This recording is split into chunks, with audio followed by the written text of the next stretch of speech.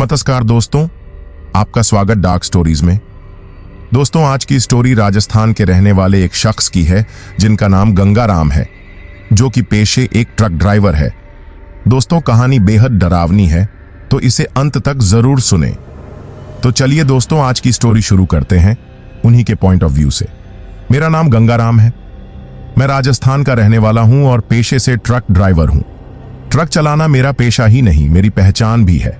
मैं हर दिन अलग अलग रास्तों पर सफर करता हूं, कभी शहर, कभी गांव, तो कभी सुनसान इलाकों में। जिंदगी आसान नहीं है, लेकिन मुझे अपने काम से प्यार है। जुलाई 2023 का महीना था जब मेरे साथ ये अजीबो गरीब घटना घटी।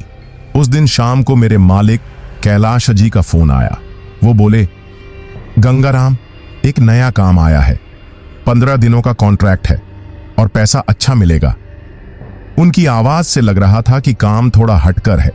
मैंने पूछा, कहां जाना होगा? कैलाश जी बोले, कालागढ़। ये एक सुनसान इलाका है, पर नया गोदाम खुला है। वहां से सामान लेकर पास के गांवों में डिलीवरी करनी है। नाम सुनकर मैंने सोचा कि जगह अजीब तो है, लेकिन 15 दिन के लिए काम छोड़ना ठीक नहीं था। मैंने कहा, ठीक है मालिक, काम कब शुरू करना है? उन्होंने तुरंत कहा, रात में ही निकलना होगा। दिन में वहां बहुत गर्मी होती है और रास्ता भी सुनसान है। मैंने हामी भर दी। पैसा अच्छा मिल रहा था, तो सवाल करने का वक्त नहीं था। रात 9 बजे ट्रक तैयार था। जीपीएस में कालागढ़ की लोकेशन डालकर मैं निकल पड़ा। लेकिन मुझे नहीं पता था कि यह सफर मेरी जिंदगी का सबसे डरावना सफर बनने वाला है। रात 9 बजे मैंने ट्रक स्टार्ट किया और कालागढ़ की ओर निकल पड़ा। शुरू में सब कुछ ठीक लग रहा था। रास्ता सुनसान था, लेकिन राजस्थान में ऐसे रास्तों पर ड्राइव करना मेरे लिए नई बात नहीं थी। ट्रक की रोशनी बस कुछ मीटर दूर तक दिखा रही थी और बाकी सब काले अंधेरे में डूबा हुआ था। हवा में अजीब सी ठंडक थी, जबकि जुलाई का महीना आमतौर पर गर्मी से झुलसाने वाला होता है। करीब 2 घंटे गाड़ी चलाने के बाद मुझे एक चाय की दुकान नजर आई। मैंने सोचा, आगे का रास्ता लंबा है, इसलिए रुककर चाय पी लेता हूं। दुकान पर बस एक बूढ़ा चाय वाला बैठा था। मैंने उससे कहा, एक चाय बना देना बाबा। चाय वाला मुझे घूरते हुए बोला, बेटा, इतनी रात गए कहां जा रहे हो? मैंने जवाब दिया, कालागढ़। यह सुनते ही उसका चेहरा बदल गया। वह थोड़ा पीछे हटकर बोला, वहां क्यों जा रहे हो? वहां तो कोई नहीं जाता। मैंने हंसते हुए कहा, मुझे तो बस काम करना है, डरने का टाइम नहीं है। बूढ़ा कुछ और कहने ही वाला था कि मैंने चाय खत्म की और वापस ट्रक में बैठ गया। रास्ता अब और भी डरावना लगने लगा था। रात करीब 2 बजे मैं कालागढ़ पहुंचा। जैसे ही मैंने उस इलाके में कदम रखा, माहौल तुरंत बदल गया। हवा भारी लगने लगी थी और सब तरफ एक अजीब सी खामोशी छाई हुई थी। रास्ते में दूर दूर तक कोई घर नहीं था, बस बड़े बड़े पेड़ों की परछाइयां और एक वीराना। जीपीएस ने दिखाया कि मेरी मंजिल करीब थी, लेकिन वहां तक पहुंचने में मुझे अजीब डर महसूस हो रहा था। कुछ ही मिनटों बाद मुझे वो गोदाम दिखा जिसके बारे में कैलाश जी ने बताया था। गोदाम बहुत पुराना लग रहा था, जैसे सालों से इस्तेमाल में नहीं आया हो। उसके चारों तरफ बड़ी बड़ी झाड़ियां और जंगली पौधे उगे हुए थे। गोदाम के बाहर 4-5 लोग खड़े थे। उनमें से एक आदमी, जिसने खुद को रघु बताया, मेरी तरफ बढ़ा। रघु मुस्कुराते हुए बोला, तुम गंगाराम हो, है ना? हमें तुम्हारा इंतजार था। उसकी आवाज में अजीब सी मिठास थी, लेकिन उसकी आंखें ठंडी और खाली थीं। मैंने ट्रक से सामान उतारना शुरू किया। बाकी लोग चुपचाप खड़े होकर मुझे देख रहे थे। उनके चेहरे पर कोई भावना नहीं थी। काम खत्म करने के बाद रघु ने कहा, तुम अंदर आराम कर सकते हो, कल से काम शुरू करेंगे। मैंने बहाना बनाकर ट्रक में ही सोने का फैसला किया। बाहर की खामोशी और उन लोगों का अजीब व्यवहार मुझे बेचैन कर रहा था। सुबह जब मेरी आंख खुली तो सूरज की पहली किरणें गोदाम की पुरानी दीवारों पर पड़ रही थीं। मैंने ट्रक से बाहर झांका और देखा कि गोदाम के लोग पहले से ही काम में जुटे हुए थे। मुझे थोड़ा अजीब लगा कि ये लोग इतनी जल्दी जाग कर काम कर रहे थे, लेकिन मैंने इसे नजरअंदाज कर दिया। रघु ने मुझे देखकर कहा, गंगाराम, जल्दी ना नाश्ता कर लो, आज तुम्हें पास के गांव में पहली डिलीवरी पर जाना है। उनकी बात सुनकर मैंने सिर हिला दिया और पास बैठकर चाय पीने लगा। काम पर जाने से पहले मैंने इन लोगों को करीब से देखा। उनका हाव भाव बाकी लोगों से अलग था। उनकी आंखों में अजीब चमक थी और उनकी हरकतें असामान्य लग रही थीं। वे बिना आवाज के आपस में इशारों में बात कर रहे थे। रघु ने मुझे एक कागज दिया जिसमें आज की डिलीवरी का रूट लिखा था। देर मत करना, शाम तक लौट आना, उसने कहा। जैसे ही मैंने ट्रक में सामान लादा और निकलने लगा, मेरी नजर एक आदमी पर पड़ी। उसका चेहरा अध खुला था और उसकी चमड़ी पर अजीब निशान थे, जैसे जले हों। उसने मुझे घूर कर देखा और मेरी रीढ़ में एक ठंडी सिहरन दौड़ गई। मैंने ट्रक स्टार्ट किया और सोचा, ये लोग इतने अजीब क्यों हैं? लेकिन जवाब ढूंढने का वक्त नहीं था। मुझे डिलीवरी के लिए निकलना था। डिलीवरी का काम पूरा करने के बाद मैं वापस गोदाम लौट आया। सूरज ढल चुका था और चारों तरफ घना अंधेरा छा गया था। गोदाम के आसपास की खामोशी और गहरी हो गई थी। वहां मौजूद लोगों के चेहरे दिन की तुलना में और ज्यादा अजीब लग रहे थे। उनकी आंखों में एक अजीब सी चमक थी, जैसे कोई उन्हें जगा रहा हो। मैंने सोचा, आज गोदाम के अंदर नहीं रुकूंगा। मैं अपने ट्रक में ही सोने का फैसला किया। मैंने ट्रक को गोदाम के बाहर पार्क किया और सोने की कोशिश करने लगा। लेकिन जैसे ही मैंने आंखें बंद की, मुझे अजीब अजीब आवाजें सुनाई देने लगीं। गंगाराम, गंगाराम। आवाज इतनी धीमी थी कि मैं समझ नहीं पाया कि यह सच में थी या मेरे मन का वहम। मैंने ध्यान दिया कि गोदाम के अंदर से हल्की हल्की रोशनी आ रही थी और कुछ साए हिलते हुए दिख रहे थे। ऐसा लग रहा था कि वहां कोई काम कर रहा हो, लेकिन उन साइयों की हरकतें इंसानों जैसी नहीं थीं। मेरी नींद उड़ गई। मैंने अपनी चादर ओढ़ ली और बेमन से सोने की कोशिश की। मन ही मन सोच रहा था, ये कौन लोग हैं और ये रात इतनी डरावनी क्यों है? लेकिन डर के बावजूद मैंने खुद को समझाया, बस 15 दिन का काम है, उसके बाद यहां से चला जाऊंगा। अगली सुबह जब सूरज की रोशनी से ट्रक गर्म होने लगा, मेरी आंख खुली। मैंने सोचा, शायद रात की आवाजें और डर सिर्फ मेरी थकान का असर था, लेकिन मेरे मन में कुछ असामान्य जरूर खटक रहा था। मैं गोदाम के अंदर गया, जहां बाकी लोग काम में लगे थे। उनके चेहरे पर हमेशा की तरह कोई भाव नहीं था। रघु मेरे पास आया और मुस्कुराते हुए बोला, गंगाराम, आज का काम थोड़ा ज्यादा है, सामान जल्दी लोड कर लेना, शाम तक एक और गांव जाना है। उसकी मुस्कान में कुछ ऐसा था जो मुझे बेचैन कर रहा था। काम करते हुए मैंने गोदाम के लोगों को गौर से देखना शुरू किया। वे अजीब तरीके से हिलडुल रहे थे। उनके पैर जमीन पर ठीक से नहीं टिक रहे थे, जैसे वे हवा में झूल रहे हों। उनकी परछाइयां भी अजीब सी थीं। कुछ लोगों की परछाई तो थी ही नहीं। शाम को जब बाकी लोग गोदाम से बाहर गए तो मैंने अंदर झांकने की हिम्मत की। जो मैंने देखा उसने मेरी सांसें रोक दी। गोदाम के अंदर लोग नहीं बल्कि भूत थे। उनके चेहरे बदल रहे थे। कोई बिना आंखों के था तो किसी का चेहरा जला हुआ था। मैं समझ गया था कि ये इंसान नहीं है। मेरे हाथ पांव कांपने लगे। मैंने खुद को संभालते हुए मन ही मन कहा, गंगाराम, यहां कुछ बहुत गलत हो रहा है। अब तुझे सचेत रहना होगा। उस रात मैं बिल्कुल सो नहीं पाया। गोदाम के अंदर जो देखा था वह मेरी आंखों के सामने बार बार घूम रहा था। उन चेहरों की भयानक शक्लें, बिना परछाई के लोग, सब कुछ मेरे मन को झकझोर रहा था। मैंने तय कर लिया कि अब हर कदम फूंक फूंक कर रखना होगा। सुबह होते ही मैंने रघु से कहा, भाई, मुझे लगता है तबीयत कुछ ठीक नहीं है, काम थोड़ा कम दे दो। रघु ने मुझे घूरा और कहा, गंगाराम, यहां सबको अपना काम करना पड़ता है, तबीयत ठीक हो या ना हो, यह बात याद रखना। उसकी आवाज में एक सख्ती थी जो पहले नहीं थी। उस दिन मैंने सामान लोड करके पास के गांव में डिलीवरी की। गांव तक का रास्ता बिल्कुल सुनसान था। वहां भी लोग अजीब थे, चुपचाप खड़े, बिना किसी भावना के। जब मैंने उन्हें सामान दिया तो उन्होंने मेरी तरफ देखा भी नहीं। वापस लौटते वक्त मेरा मन बहुत भारी हो गया। मुझे समझ में नहीं आ रहा था कि ये जगह और यहां के लोग इतने असामान्य क्यों हैं। रात को जब मैं ट्रक में बैठा तो मैंने कुछ आवाजें सुनी।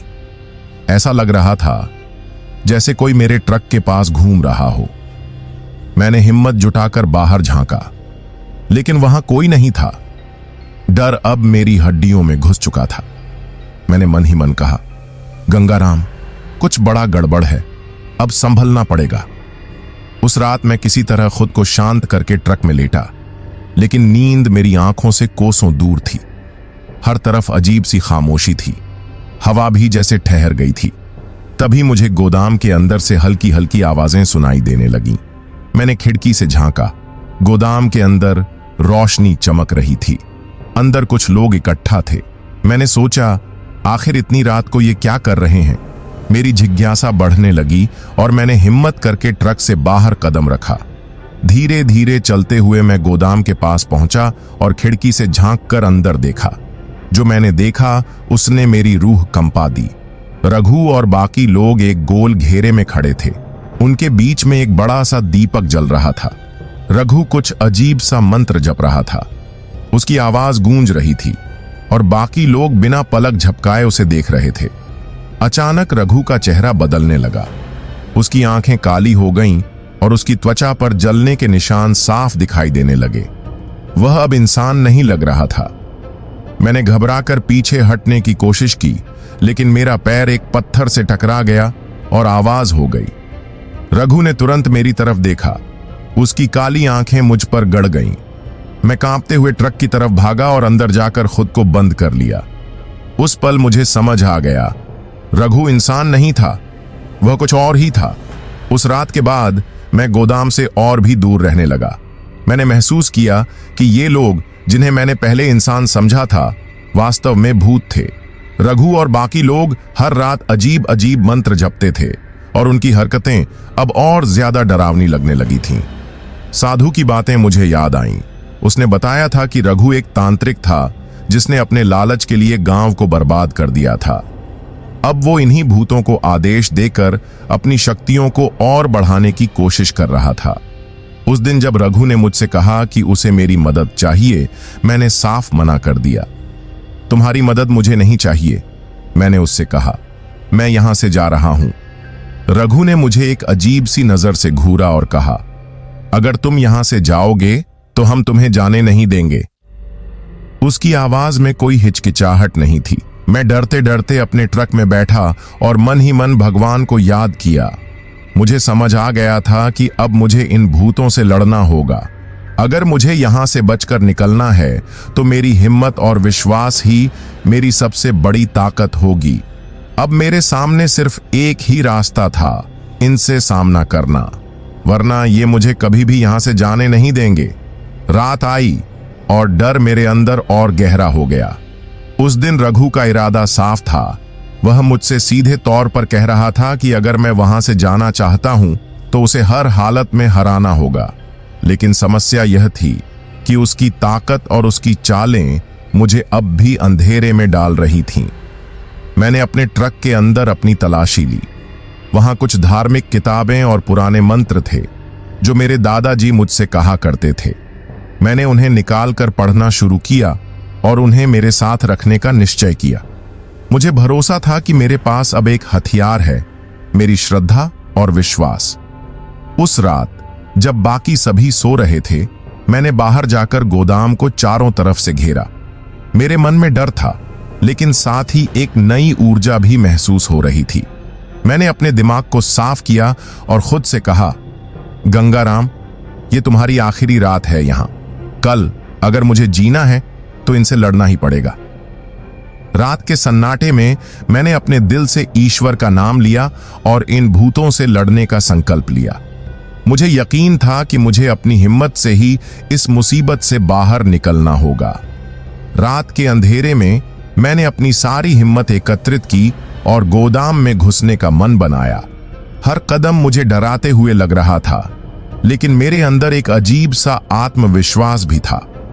जैसे ही मैं गोदाम के दरवाजे के पास पहुंचा, वहां अजीब सी हवा बह रही थी जो मेरी त्वचा को सहला रही थी। मैंने मन ही मन अपने दादाजी के मंत्र पढ़े और ऊपर वाले से मदद मांगी। अंदर जाते ही मैंने देखा कि रघु और बाकी भूत एक बार फिर मंत्र पढ़ रहे थे। यह इस बार कुछ और डरावना था। उनकी आवाजें गहरी और असामान्य हो गई थीं, जैसे वे कोई शैतानी भाषा बोल रहे हों। मैंने अपनी तरफ से आवाज उठाई, रघु, अब बहुत हो चुका। मैं यहां से जाऊंगा, लेकिन पहले तुम्हें हराना होगा। रघु हंसने लगा। उसकी हंसी सुनकर मेरा दिल डर के मारे थर-थर कांपने लगा। उसने कहा, गंगाराम, तुम्हारे पास जो भी है ले आओ, ये सब तुम्हें बचा नहीं सकता। मेरी सांसें रुक गईं, लेकिन मैं डर के सामने झुका नहीं। मैंने अपने अंदर की ताकत को बुलाया और दृढ़ता से कहा, मुझे अपनी जिंदगी बचानी है, मुझे यहां से जाना होगा। रघु की आंखें काली हो गईं और उसने एक डरावनी आवाज में कहा, ठीक है गंगाराम, अगर तुम खुद को बचाना चाहते हो तो तुम्हें हमारे खेल का हिस्सा बनना पड़ेगा। मैंने चुपचाप निश्चय किया कि मुझे रघु की चालों का सामना करना ही होगा। ये मेरी जिंदगी की सबसे बड़ी लड़ाई थी और मैं इसे जीतने के लिए तैयार था। रघु की बात सुनकर मेरी सांसें ऊपर नीचे होने लगीं। उसका अजीब रूप, उसकी खौफनाक आवाज, सब कुछ मेरे मन को झकझोर रहा था। लेकिन अंदर ही अंदर मैंने खुद को शांत रखने की कोशिश की। तुम क्या चाहते हो रघु? मैंने धीरे से पूछा। मेरी आवाज कांप रही थी, लेकिन डरने का मन नहीं था। रघु ने मुझे घूरते हुए कहा, मुझे तुम्हारी आत्मा चाहिए गंगाराम, मुझे तुम्हारी आत्मा चाहिए ताकि मैं अपने जादू को और मजबूत कर सकूं। उसकी आवाज में अब भी वही डर था जो पहले था, लेकिन इस बार उसमें एक अजीब सी बेबसी भी थी। मैंने अंदर ही अंदर भगवान को याद किया।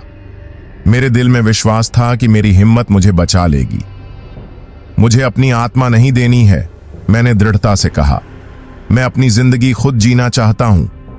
रघु हंसा, लेकिन उसकी हंसी में अब वो पहले वाला डर नहीं था।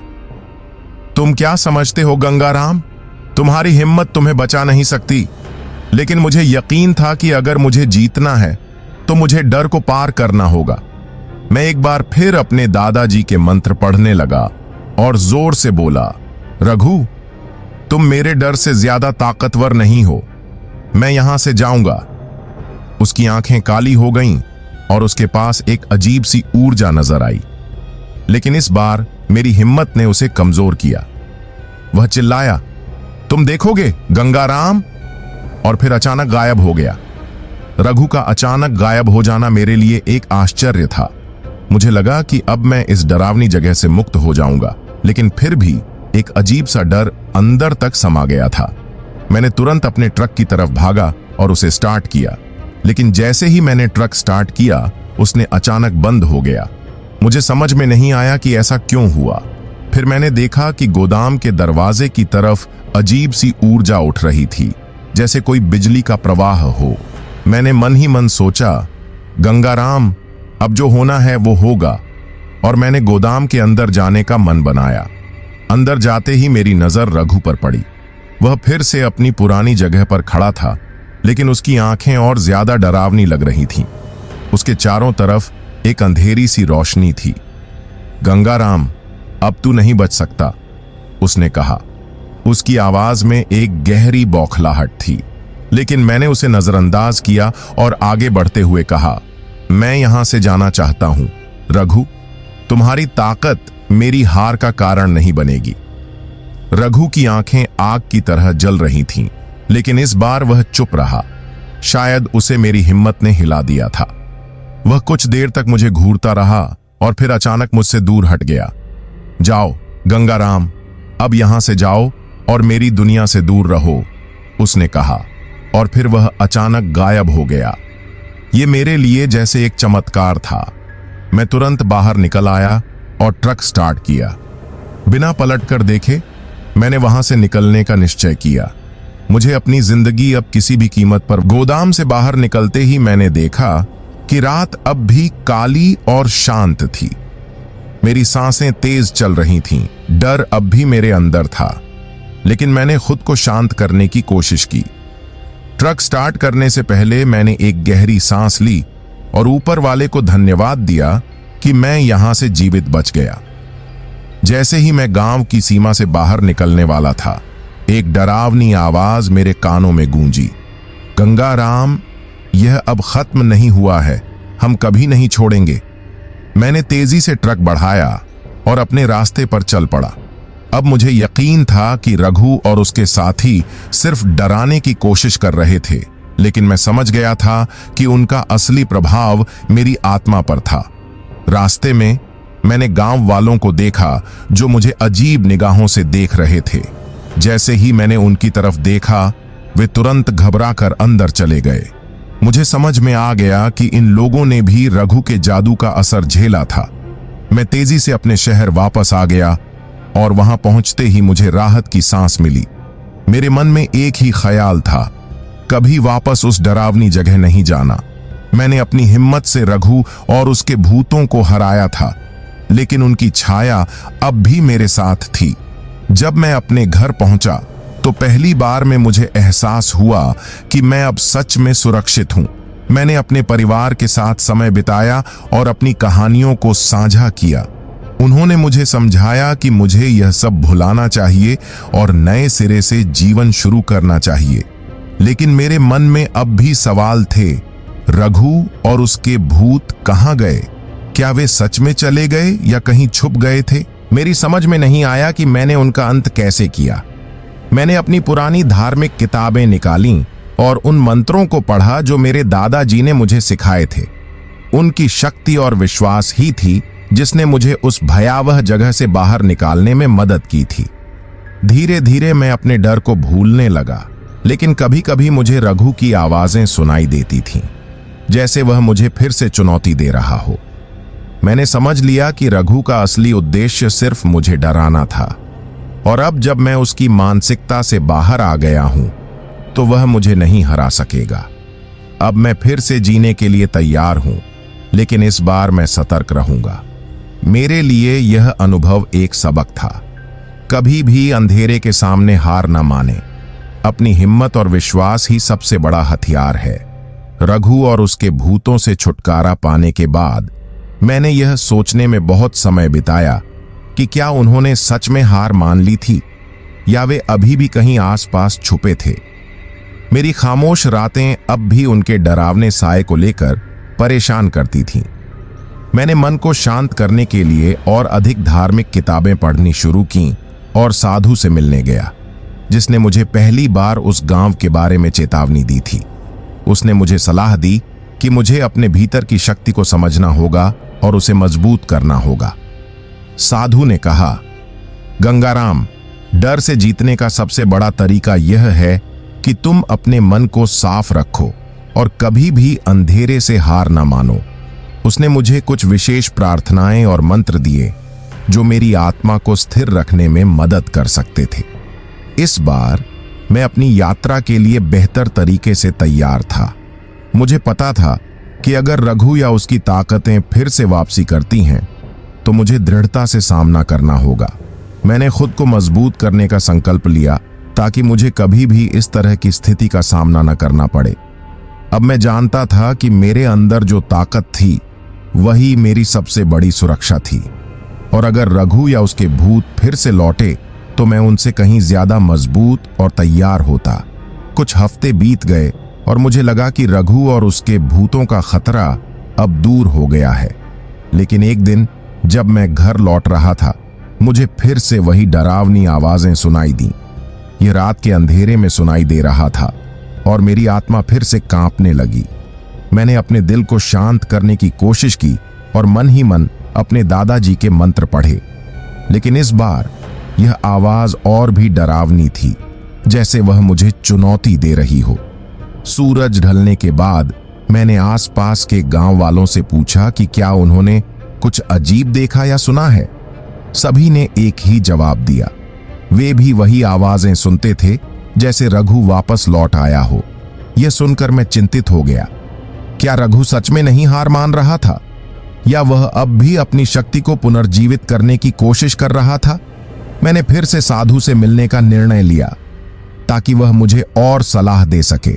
उसने मुझे कहा, गंगाराम, तुम्हें अब एक और परीक्षण से गुजरना होगा। यह सिर्फ तुम्हारी हिम्मत और विश्वास की परीक्षा है। उसकी बातें सुनकर मैं मन ही मन सोचने लगा, क्या मैं फिर से उस डर से अकेला नहीं सामना कर सकता? लेकिन इस बार मेरे पास कोई विकल्प नहीं था। मुझे उस आवाज के पीछे की सच्चाई को जानना था। साधु की बातों ने मेरे अंदर एक नया संकल्प पैदा किया। उसने कहा कि अब यह मेरी आखिरी परीक्षा है, रघु और उसकी ताकतों को हमेशा के लिए खत्म करने की। मुझे समझ में आ गया कि मुझे अपनी हिम्मत और विश्वास को एक बार फिर से साबित करना होगा। वह मुझे एक पुराने मंदिर में ले गया जो गांव से थोड़ा दूर था। उसने कहा, यह वही जगह है जहां रघु अपने तांत्रिक कर्म करता था। यहां उसकी असली शक्ति है। उस मंदिर में जाकर मैंने महसूस किया कि कुछ और अजीब चल रहा था। हवा में एक भारीपन था, जैसे कि वहां कुछ छिपा हुआ हो। साधु ने मुझे एक विशेष मंत्र पढ़ने के लिए कहा जो सिर्फ मुझे ही पता था। गंगाराम, तुम्हें इस मंत्र को पढ़ना होगा और रघु को चुनौती देनी होगी। उसने कहा, यह केवल तुम्हारी हिम्मत और विश्वास पर निर्भर करता है कि तुम इस बार जीत सको। मेरे हाथ कांप रहे थे, लेकिन मेरे मन में अब डर नहीं था। मुझे पता था कि मुझे अब और कभी हार नहीं माननी है। मैंने खुद को केंद्रित किया और मंत्र पढ़ना शुरू किया। मेरी आवाज धीमी थी, लेकिन उसमें एक शक्ति थी जो मुझे आत्मविश्वास दे रही थी। जैसे ही मैं मंत्र समाप्त कर रहा था, मंदिर की दीवारें हिलने लगीं और एक अजीब सी रोशनी मेरे चारों ओर फैल गई। यह रघु था। वह मेरे सामने खड़ा था। उसके काले चेहरे पर एक डरावनी मुस्कान थी। मुझे समझ आ गया कि यह अब या कभी नहीं था। मैंने अपने अंदर की शक्ति को बुलाया और उसे चुनौती दी। रघु, आज तुम यहां से नहीं जा सकोगे। रघु की चुनौती को स्वीकार करते हुए मैंने अपनी आवाज को और दृढ़ किया। मंदिर की दीवारें और भी अधिक हिलने लगीं और मुझे महसूस हुआ कि मैं वहां अकेला नहीं था। इस बार मेरे अंदर एक शक्ति थी जो मुझे विश्वास दे रही थी। रघु, तुम अब यहां नहीं रह सकोगे। तुम्हारी हिम्मत और शक्ति खत्म हो चुकी है, मैंने कहा। मेरी आवाज अब बहुत मजबूत थी। रघु मेरी तरफ बढ़ा, लेकिन इस बार उसके कदम पहले की तरह आत्मविश्वास से नहीं थे। वह मुझसे भिड़ने की कोशिश कर रहा था, लेकिन जैसे ही उसने मुझ पर हमला किया, मैं एक कदम पीछे हट गया। मुझे एहसास हुआ कि यह वही तरीका है जिससे मुझे उसे हराना है, उससे बचना और उसके हमलों का जवाब देना। रघु अचानक चिल्लाया, तुम मुझे कैसे हराओगे? गंगाराम, मैं तुम्हारी आत्मा को खा चुका हूं। उसकी आवाज अब और भी डरावनी थी, लेकिन मैंने अपने अंदर की ताकत को बुलाया और कहा, तुम मेरी आत्मा को नहीं जीत सकते रघु। मैं तुम्हारे डर से बाहर निकल चुका हूं। मैंने एक विशेष मंत्र पढ़ा जो मेरे पास था, वही मंत्र जो मेरे दादाजी ने मुझे सिखाया था। जैसे ही मैंने यह मंत्र खत्म किया, रघु की छाया गायब हो गई। मंदिर की रोशनी फिर से सामान्य हो गई और मैं समझ गया कि मैंने जीत हासिल कर ली थी। वापस घर लौटते हुए मेरे मन में एक नई शांति थी। रघु और उसके भूत अब मेरे जीवन का हिस्सा नहीं थे। मैं समझ गया था कि डर कभी भी किसी का सच्चा साथी नहीं होता। हमें अपनी हिम्मत और विश्वास से ही उसे हराना होता है। अब मैं एक नई शुरुआत के लिए तैयार था, एक ऐसा जीवन जो डर से मुक्त हो और जहां मुझे किसी भी खौफनाक आवाजों से न डरना पड़े। यह मेरे जीवन का सबसे बड़ा सबक था। कभी भी अपने डर से भागना नहीं, बल्कि उसे सीधा सामना करना और हराना। अगर आपको आज की कहानी पसंद आई हो तो हमारे चैनल डार्क स्टोरीज को सब्सक्राइब करना ना भूलें। बेल आइकन दबाएं ताकि आपको हमारी हर नई कहानी की नोटिफिकेशन मिल सके। हमसे जुड़े रहें और अंधेरी कहानियों की इस दुनिया में खो जाने के लिए तैयार रहें। धन्यवाद और अगली बार मिलते हैं एक और नई रोमांचक कहानी के साथ।